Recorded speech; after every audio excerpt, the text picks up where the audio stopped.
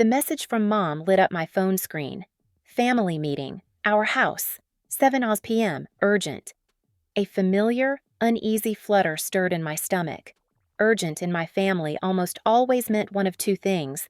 Either I was needed again as the designated tech support, or more likely, my brother Carson had gotten himself into trouble and they wanted me to fix it. My name is Esme, by the way. For most of my adult life, I'd been trying to build a life separate from the constant low hum of family chaos. At exactly 7, I stepped into their living room. The atmosphere was so thick it felt like it could be spread on toast.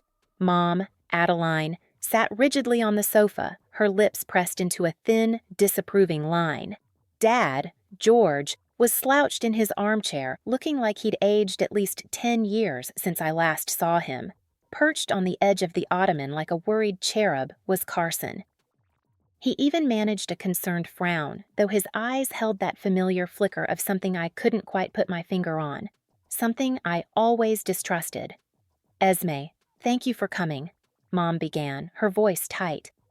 "We have some difficult news." I waited. This was their performance space. I was merely the audience, or sometimes the prop.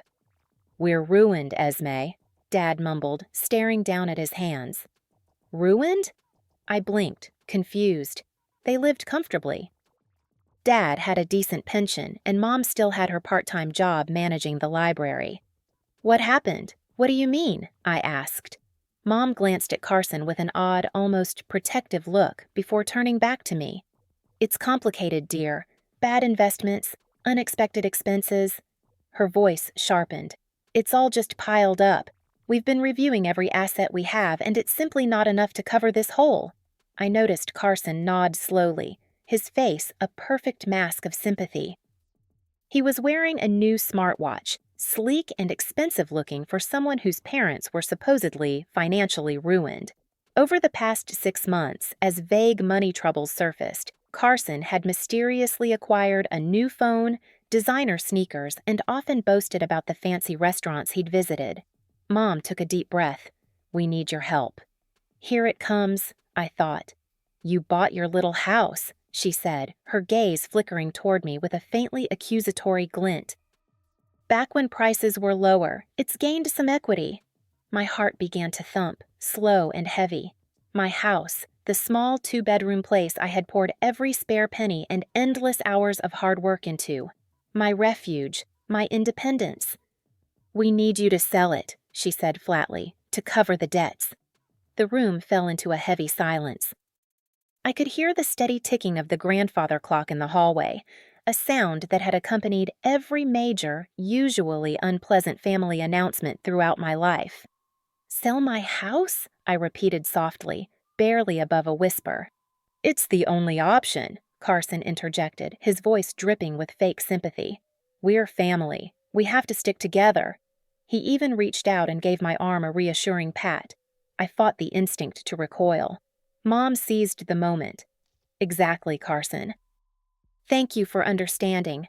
Esme, darling, we realize it's a huge ask, but what else can we do? Without this, we'll be out on the street." The theatrics were Oscar-worthy, but then she delivered the line that set my blood on fire. "And honestly, Esme," she sighed, "that little online shop of yours, it was always a bit of a gamble, wasn't it?" My shop. The online craft business I'd painstakingly built from nothing, the one that paid my mortgage and bills and let me save a little. The one they'd always dismissed as just a cute hobby. And now, somehow, it was being blamed for their financial collapse. The audacity was staggering. I looked at their faces, Mom's pinched with desperation and self-righteousness, Dad's crumpled and defeated, avoiding my eyes, and Carson's with his carefully crafted mask of solemn support, though a tiny, almost invisible smirk played at his lips. He thought he had me. They all did. The dutiful daughter, the eternal scapegoat. Ready to sacrifice her hard-won stability for their, what? Bad decisions? Or something darker? That new smartwatch gleamed under the lamplight. A cold, clear thought cut through my anger and pain. This wasn't just about money. It was a pattern, a lifetime of patterns. I drew a slow breath, meeting Mom's eyes, then Dad's, then holding Carson's gaze just a fraction too long. "Okay," I said, my voice steadier than I expected. "Okay, I'll sell the house." I even managed a small, sad smile. "For the family." Relief flooded Mom's face so intensely it almost looked comical. Dad let out a shaky sigh. Carson's smirk broke into a satisfied grin before quickly settling back into a mask of concern. They bought it. Every word. But as I watched them, a different resolve hardened inside me, sharp and unyielding as glass. If they thought I would just roll over and let them bulldoze my life to cover up their mess, more accurately, the mess I was beginning to suspect was his, they were in for a big surprise. This family meeting was far from over. It was just beginning. The next morning, Mom called. Her voice sounded at least 2 shades lighter. "Esme, darling, I already spoke to Brenda from down the street. You know her cousin is a real estate agent? She says the market's really good right now. We could get this sorted quickly." "Mom," I said, forcing enthusiasm while staring at my laptop screen, where a half-written email to a local appraiser sat open. "Just send me the agent's contact." "Oh, wonderful!" "You see, George, I told you Esme would come through for us," I heard her say to Dad in the background, followed by his faint murmur. Carson naturally had to chime in with his 2 cents. A couple of days later, Carson casually showed up at my place, supposedly to check if I needed help packing. He wandered through my living room, picking up the carefully arranged knickknacks I'd collected over time, a smug little smile tugging at his lips. "You know, sis," he said, holding a small ceramic bird I had made, "this is probably for the best. The place is a bit small, isn't it? Once you help Mom and Dad out, you can find a nice little apartment. Less maintenance." "Right," I said through clenched teeth. "Less maintenance." My little house, my pride and joy, dismissed as a mere inconvenience. "And you're doing the right thing," he added, patting my shoulder with that irritatingly condescending, family first, always attitude. "Always," I echoed, already envisioning the digital breadcrumbs I was determined to follow. The moment he left, I got to work. My agreement to sell was just a smokescreen, a way to buy myself time. I remembered Carson a few months back, puffing his chest after a phone call, muttering about some sweet deal he'd landed that was supposed to change everything. At the time, I'd shrugged it off as typical Carson bluster. Now, it felt important. My first stop was their shared online bank account. Years ago, I'd helped Mom and Dad set it up, and embarrassingly, my login still worked. They weren't exactly tech-savvy, and I doubted they ever changed the password I'd originally set. Fluffy 1993 after their dearly departed cat. Sure enough, I was in. I started scrolling back through months of statements, my heart pounding. I was looking for anything around when Carson started his spending spree and when my parents began their vague complaints about tightening their belts. It didn't take long. Several large transfers appeared, all labeled vaguely. Loan repayment, investment withdrawal. But they weren't withdrawals from any investment. They were deposits into their main checking account. Then, almost immediately after, similar large sums went out, marked simply as transfers or with generic biller names I didn't recognize. The amounts were substantial, far beyond their usual expenses, and the timing? Almost perfectly aligned with Carson's new phone, his designer clothes, and those fancy dinners he kept bragging about. "What are you up to, Carson?" I murmured at the screen. I spent hours cross-referencing dates and amounts, trying to piece together a puzzle with half the pieces missing. My online shop orders chimed steadily in the background, a rhythm of legitimacy against the shadowy transactions I was uncovering. A few days later, Mom called again. "The agent is coming to your place tomorrow at 10 to do an initial valuation, Esme. Make sure it's tidy, dear." "Will do, Mom," I said, my mind racing. I needed something concrete. That evening, I went to their house, ostensibly to pick up old photo albums Mom wanted me to keep safe since they'd soon be downsizing. The real reason was the family computer in their study. Carson was notoriously careless about logging out of his accounts. While Mom fussed in the kitchen and Dad watched TV, I slipped into the study. My fingers flew over the keyboard. Bingo. He'd left his email logged in. My breath caught as I scanned his inbox, my eyes darting over the subject lines. Most of the emails were just junk, gaming notifications, social media updates. Then I saw it, an email confirmation from Prestige Auto Detailing. The date was 3 months ago, right when large sums had started flowing out of my parents' account. The subject line read, "Your full detail and ceramic coating appointment for Mercedes C-Class." A Mercedes? Carson? He drove a beat-up 10-year-old hatchback that was almost always running low on gas. I clicked the email open. It confirmed an appointment, the make and model of the car, and listed the services performed, the full works, costing a small fortune. My eyes skimmed down to the location of the detailing shop. It was in the city's most affluent district, right next to a cluster of high-end car dealerships. Dealerships Carson couldn't even afford to window shop at, let alone buy from. My blood turned cold. This wasn't just about him mooching off Mom and Dad for new clothes.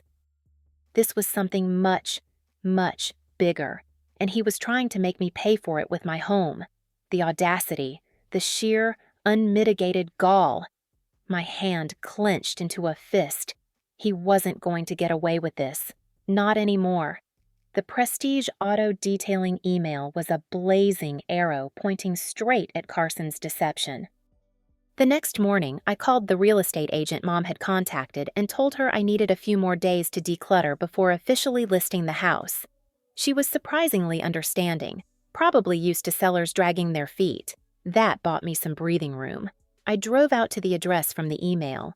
The detailing shop was exactly where it said it would be, nestled between a gleaming Porsche dealership and a showroom filled with sleek, expensive Audis. I parked across the street and just watched for a while. It was a long shot, but I had to try. Eventually, I went into the Audi dealership pretending to browse. "Just looking for some inspiration," I told a young, eager salesman who approached me. "My brother's been talking about upgrading his car," I added. "He mentioned he was around this area recently, drives an older hatchback, but he's dreaming big." The salesman, probably smelling a potential commission, however distant, got chatty. "Oh, we get a lot of dreamers, and sometimes they actually become buyers. What's his name? Maybe he popped in." "Carson," I said. "Carson W." "Just Carson," I added, mentally kicking myself for almost giving our last name. He tapped on his tablet. "Don't see a Carson in our recent inquiries, but people browse all the time." Then he gestured vaguely. "The Mercedes dealership next door does a lot of business too. Popular choice. Mercedes." The email had specified a Mercedes C-Class. I thanked him and left, feeling a bit deflated but also more certain. If Carson was just browsing, he wouldn't have used his real name. But the car detailing was specific. Back home, I took a deep breath and dipped into my shop's emergency savings. It wasn't much, but enough to hire one of those online private investigator services that specialized in vehicle registration searches. I typed in Carson's full name and our state, paid the modest fee, and crossed my fingers. The site said results could take 24 to 48 hours. The wait was agonizing. That night was the pre-scheduled family dinner at my parents' house, a weekly ritual I usually tried to skip. Tonight, I knew I had to go to keep up appearances. "So, Esme?" Mom began as she served the overcooked roast chicken. "Brenda's cousin says your house should sell quickly. She's very optimistic." "That's good," I replied, pushing a dry piece of chicken around my plate. Carson, who'd been unusually quiet and mostly smirking into his plate, couldn't resist a jab. "Yeah, great that you're finally contributing something meaningful, sis. Shame that little online hobby of yours can't even cover a decent dinner like this, huh?" He gestured broadly at the mediocre meal. My fork clattered against the plate. I bit back the retort that my little hobby paid my mortgage. Something he, living rent-free with our parents, clearly couldn't understand. "Now, Carson, be nice," Mom chided softly, though there was no real heat in her voice. "Your sister's doing her best." "And you've been such a rock for us through all this, dear," she added, beaming at him. "So supportive." I nearly choked on my water. Supportive? He was the iceberg sinking their financial Titanic. Dad just grunted, absorbed in dissecting his chicken wing. The hypocrisy was suffocating. I excused myself early, blaming a headache. The drive home simmered with rage.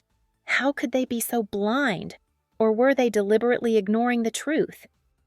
The next afternoon, an email pinged into my inbox. Subject: Vehicle registration search results. My heart leapt. I clicked it open. There it was: Carson Williams, registered owner of a silver Mercedes-Benz C300, purchased 3 months ago. The report even included a grainy, time-stamped photo taken from a public parking garage security camera feed the PI service had accessed. It was undeniably Carson, looking smug and pleased, standing next to a gleaming silver sedan. A car that cost more than my parents' combined annual income. A car that screamed fraud. I stared at the photo, at his arrogant grin. The pieces weren't just falling into place. They were slamming together like a battering ram. He hadn't just skimmed cash for gadgets. He'd bought a luxury car, and he was going to make me lose my home to cover it up. The anger twisted into a cold, hard knot in my stomach. This wasn't just about saving my house anymore. This was about justice. Making him and them face the truth. The real estate agent could wait. I had bigger plans. The proof of Carson's Mercedes lit a fire under me, but it also meant I had to be extra careful. Meanwhile, my parents were ramping up the pressure. The agent called again. Mom's voice crackled over the phone the next morning. She said you haven't signed the listing agreement yet. Is everything all right, dear? We really need to get this moving. Just finalizing a few things, Mom, I said, trying to sound busy and responsible. You know, paperwork. Well, don't finalize for too long, she replied sharply. Time is of the essence. Later that day, Mom dropped by my house unannounced, holding a stack of brochures. I was just passing by the community center, she chirped, handing them to me. And they had these listings for some lovely little apartments, much more manageable for a single girl like you once all this unpleasantness is over. I flipped through them. They were all tiny, depressing one-bedroom flats in run-down buildings on the far side of town. My stomach churned. Thanks, Mom. I'll look at them. Good girl. She patted my cheek, a gesture that felt more like a brand than affection. The walls seemed to be closing in around me. I needed more than just a photo of Carson with a fancy car. I needed to connect it directly to the money vanishing from my parents' accounts. The online bank statements I'd uncovered showed large loan disbursements into their account, which were then quickly transferred out. I had to find out where those loans came from. Meanwhile, Carson was getting twitchy. He'd always been arrogant, but now there was an edge of something else. Suspicion, maybe? He'd started dropping by my house more often, asking pointed questions. Spending a lot of time on that computer, sis, he commented one afternoon, peering over my shoulder. I was actually researching local credit unions and loan companies, trying to see if any of their names or logos matched the vague bill descriptions on the bank statements. I quickly minimized the window. Just shop stuff, I said. End-of-month accounts. Right, your little empire, he smirked. You're not having second thoughts about helping Mom and Dad, are you? Because you know they're really counting on you. His eyes narrowed slightly. Of course not, Carson, I replied, forcing a smile. Just stressed with everything. Selling a house isn't exactly a walk in the park.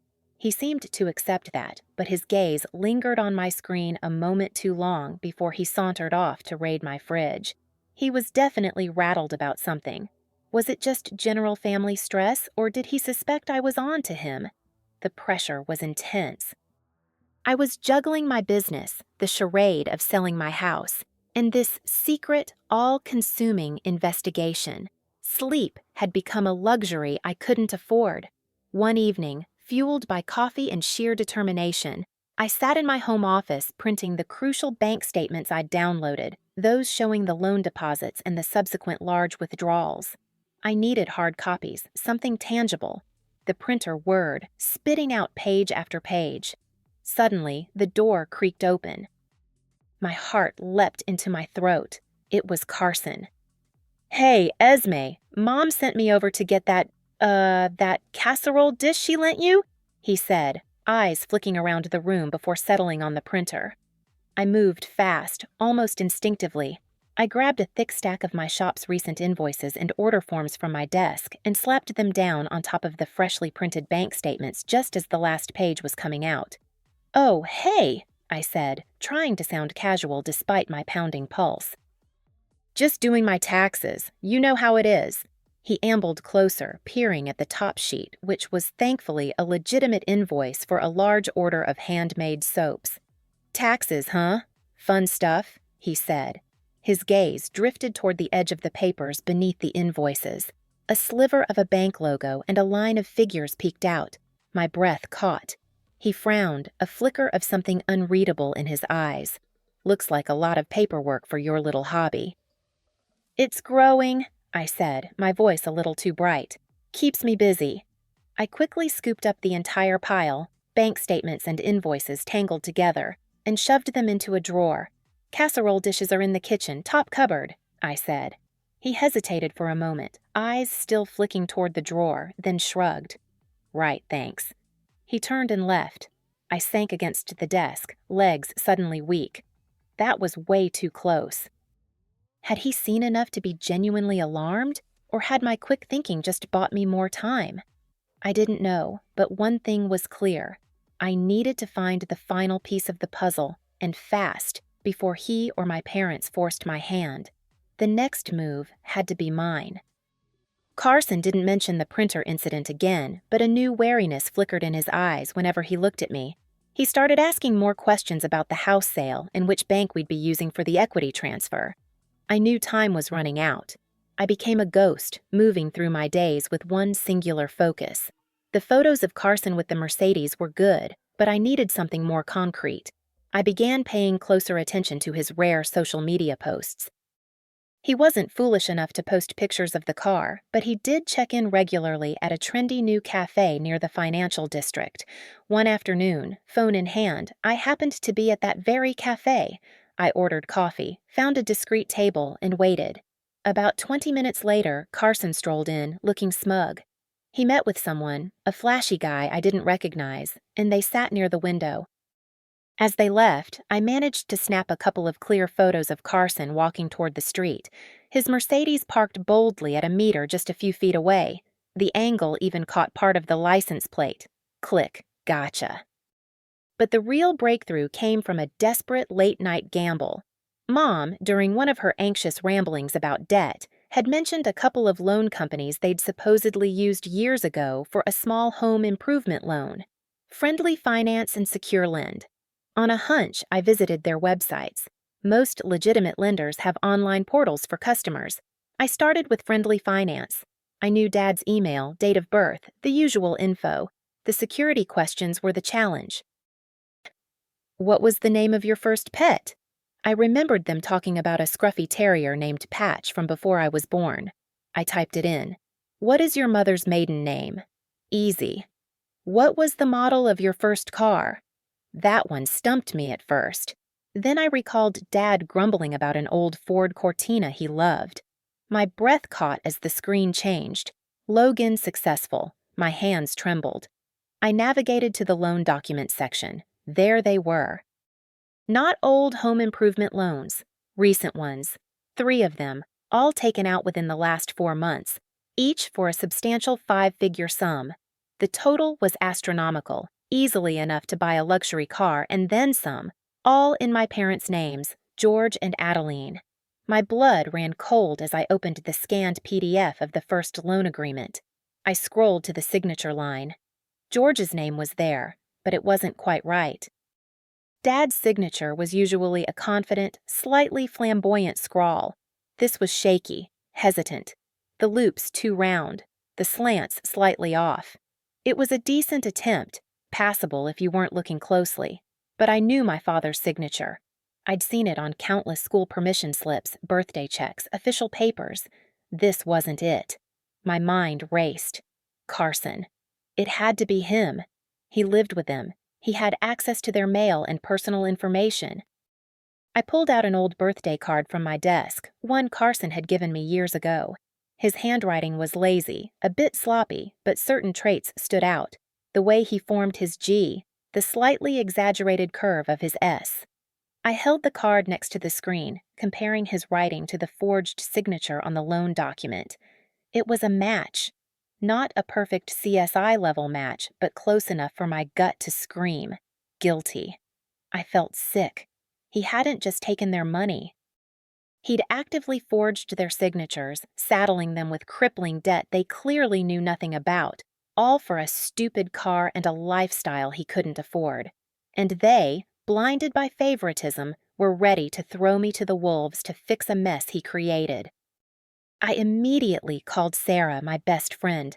I'd kept her vaguely in the loop before, but now I spilled everything: the car, the bank statements, the forged signatures. "Oh my God, Esme," she breathed, horrified. That's insane. Your own brother?"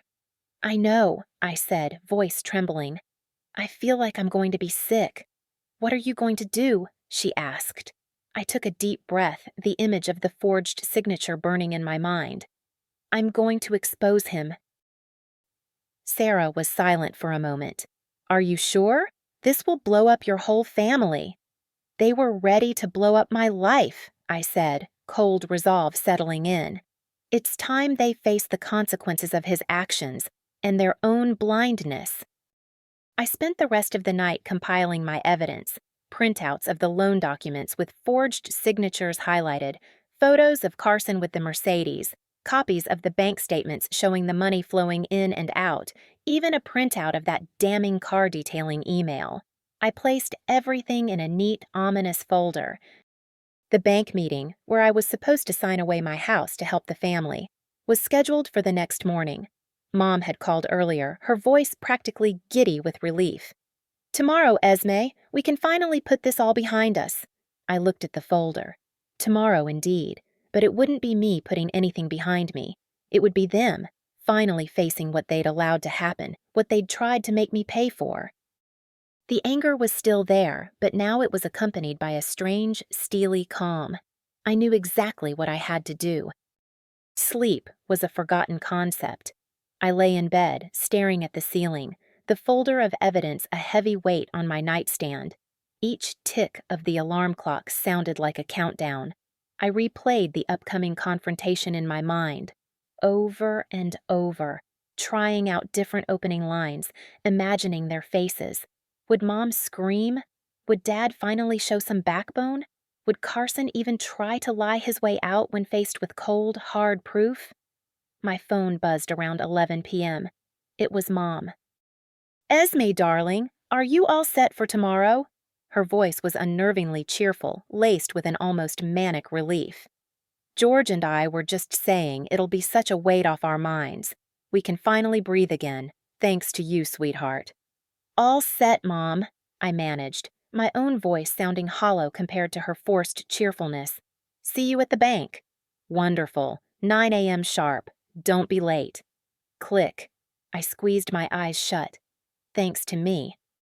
The irony was a bitter pill to swallow.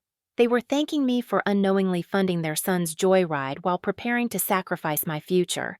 The thought fueled a cold fire burning in my belly. A few minutes later, my phone buzzed again. A text from Carson. "Looking forward to tomorrow." "You're doing a good thing, sis. Really appreciate it." Followed by a smug smiley face emoji. I threw my phone onto the duvet, a surge of pure, unadulterated rage washing over me. Appreciate it? He appreciated that I was about to lose my home, my security, the one thing I'd built for myself, all so he could continue his charade? The audacity was breathtaking, but the rage quickly cooled, replaced by that strange, icy calm that had become my constant companion. Let him look forward to it. Let them all. I got out of bed and walked over to my desk, picking up the folder. I opened it, methodically reviewing each document one last time. The loan applications with shaky, forged signatures. Printouts of Dad's genuine signature from old letters. A stark contrast. Glossy photos of Carson beaming next to his silver Mercedes. The bank statements. A clear trail of money flowing in from phantom loans and out to fund his lifestyle. The email from Prestige Auto Detailing. It was all there. A neat, undeniable story of deceit and betrayal. I thought back over the years. The countless times Carson's minor scrapes were swept under the rug by Mom and Dad. How my achievements were met with polite but distant acknowledgement, while Carson's smallest, most mundane successes were hailed as genius. The constant, subtle erosion of my worth in their eyes. Always second best. Always the responsible one expected to pick up the pieces. This wasn't just about a house or money anymore. This was about every dismissive comment, every overlooked success, every time I'd been made to feel like an afterthought in my own family. This was about reclaiming something far more valuable than property, my dignity, my truth.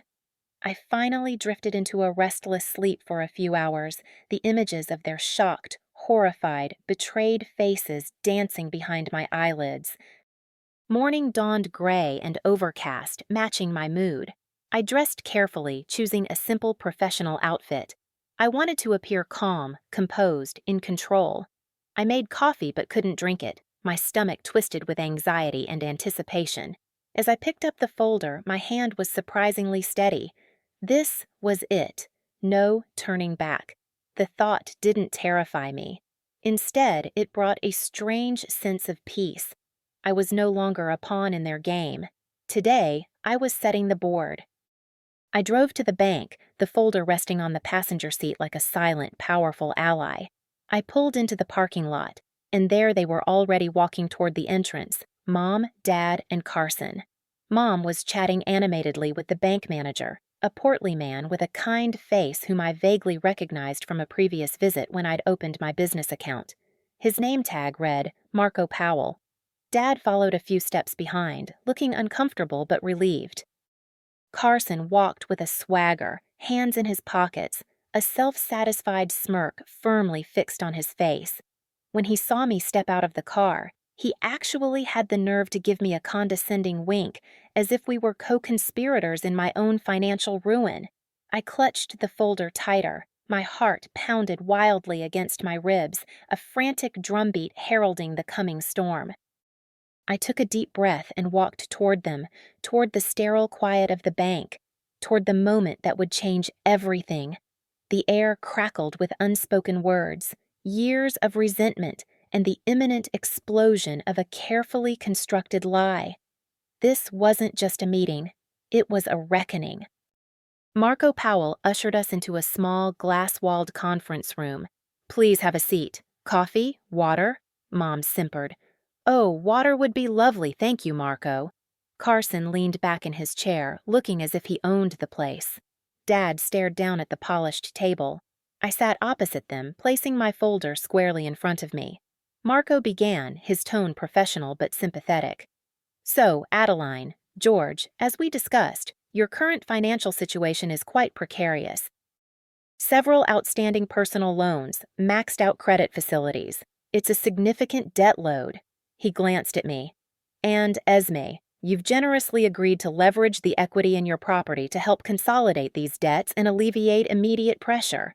We have the preliminary paperwork here." He slid a sheaf of papers across the table toward me. This was it. My cue.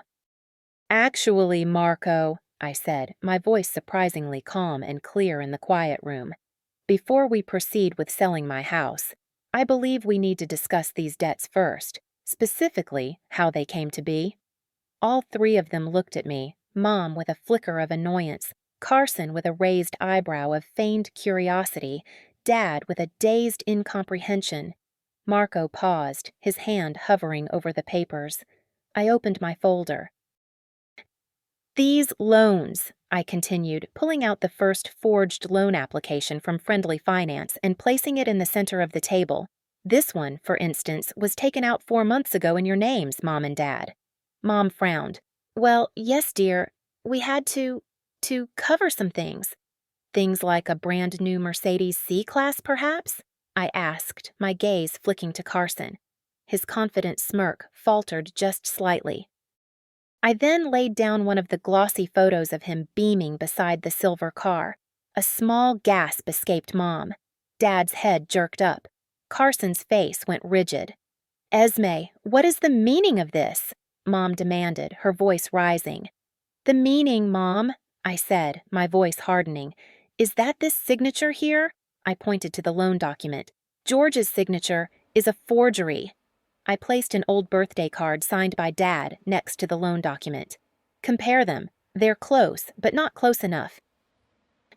The color drained from Dad's face. He stared at the two signatures, then at Carson, his mouth falling slightly open.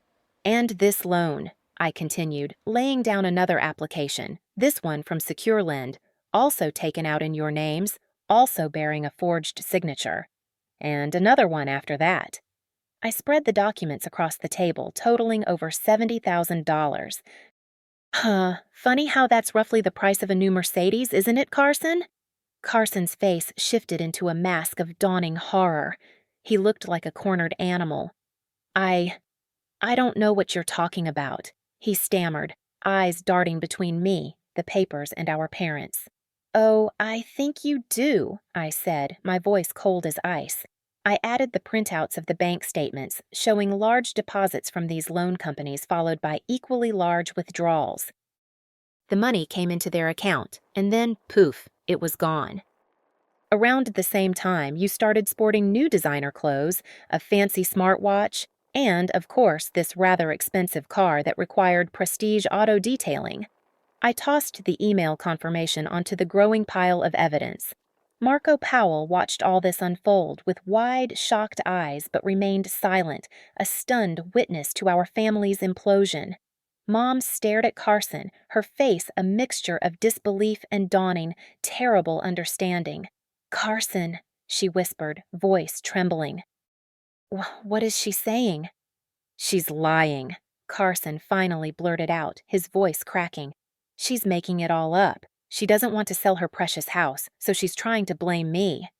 "Am I, Carson?" I met his panicked gaze. "Then explain the car. Explain these signatures. Explain where $70,000 went, because Mom and Dad certainly don't seem to know." Dad finally spoke, his voice raspy and broken. "Carson, son, did you do this?" He looked utterly devastated, as if his world had just crumbled around him. Carson stared at him, his bravado completely gone, replaced by sheer, unadulterated terror. He opened his mouth, then closed it again, unable to form a coherent denial. The evidence was too damning, too complete. I looked from Carson's terrified face to my mother's aghast expression to my father's broken one. The silence in the room was heavy, suffocating. Then I turned to my parents. "The question isn't about my house anymore," I said, my voice steady despite the storm inside me. "It's about what you're going to do about your son. It's about the fact that he defrauded you and that you were so quick to believe his lies, so quick to blame my struggling shop, so willing to ruin me to protect him, even from yourselves." The silence stretched on, thick with unspoken accusations and shattered illusions. Carson looked like he was about to throw up. Mom just stared, tears welling in her eyes. Dad looked like he'd aged 20 years in 20 minutes. The smugness, entitlement, and carefully constructed family narrative had all come crashing down in a sterile bank office. The dam finally broke. Carson crumpled, burying his face in his hands, shoulders shaking with sobs. I didn't mean for it to get so out of control," he wailed, words muffled. "I was going to pay it back. I just needed a little boost." Mom let out a strangled cry, a sound caught somewhere between a gasp and a sob. "Carson, how could you, after everything we've done for you?" She turned on him, her earlier shock melting into raw, hysterical fury. "Your own parents!" "And you let us blame Esme? You stood there and let us demand she sell her home?" Dad remained silent, his face ashen and unmoving, like a statue frozen in a moment of unbearable pain. The fight seemed to have drained from him completely, leaving behind an empty shell. Marco Powell cleared his throat, his professional composure stretched thin. "Perhaps," he suggested gently, avoiding eye contact with any of us. "This is a family matter best resolved privately. We can reschedule any legitimate financial discussions for a later date, once things are clearer." He gathered the untouched bank paperwork with quiet efficiency. I stood up, collecting my folder. My part here was done. I think that's a good idea, Marco. Thank you for your time. I didn't look at my family. I couldn't. I simply turned and walked out of the conference room, out of the bank, and into the cool, indifferent air outside. The sound of Mom's escalating tirade and Carson's pitiful whimpers faded behind me. I drove home in silence, the stillness inside the car a stark contrast to the storm I'd just unleashed. I didn't feel triumphant. Not exactly. There was a grim satisfaction, yes, but also a deep sadness. The family I'd known, flawed though it was, had been irreparably broken. The fallout was swift, though I only heard about it in scattered pieces. Sarah called later that day, having received a frantic, tearful call from my mother.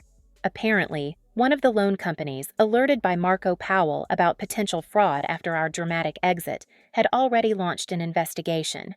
Carson, faced with real legal consequences, confessed everything, not just to our parents, but also to the authorities. He had to sell the Mercedes, of course. It barely covered a fraction of the debt he'd accumulated. I heard he was facing charges, though I made it clear I wouldn't be pressing any myself. The loan companies were more than capable of handling that. My parents, forced to confront the full scale of their son's betrayal and their own monumental denial, were devastated. They had to sell their own home, the one filled with a lifetime of memories, to cover the remaining debts. They moved into a small rented apartment, ironically, one very similar to the depressing brochures Mom had eagerly pressed on me. They tried to reach out. Mom called, her voice thick with tears and guilt-ridden apologies. Esme, I am so sorry. We were blind. We were fools. Can you ever forgive us? Dad sent a brief, stilted email full of remorse and shame. Even Carson, through a mutual acquaintance, tried to send a message, something about being young and stupid and hoping I could understand. I didn't respond to any of them. Not yet. The wounds were still too raw, the betrayal too deep. I needed space. I needed to breathe. I kept my house, my sanctuary. My online shop, ironically, began doing even better. Orders poured in as if the universe itself was rewarding my stand. It became a symbol of my independence, my resilience. A few weeks after the bank meeting, I was sitting on my small porch, sipping tea and watching the sunset paint the sky in shades of orange and purple. My phone buzzed. It was Sarah. "Just checking in," she said. "How are you, really?" I took a deep breath. "I'm okay," I replied, and for the first time, it felt true. It was quiet, sometimes too quiet, but it was a good quiet. They say revenge is a dish best served cold. Mine was served in a sterile bank office, and yes, there was a certain satisfaction in watching the truth unravel. But the silence in my family albums speaks volumes now. The empty chairs at future holidays, the unspoken words hanging heavily in the air. I chose truth, and in doing so, I chose myself. Some debts, I realized, can never truly be repaid, not in money anyway. But some chains, the ones that bind you to toxic patterns and unearned guilt, can and absolutely must be broken. I gazed out at the fading light, a sense of hard-won peace settling over me. My future was finally my own, and that was a victory worth far more than any house.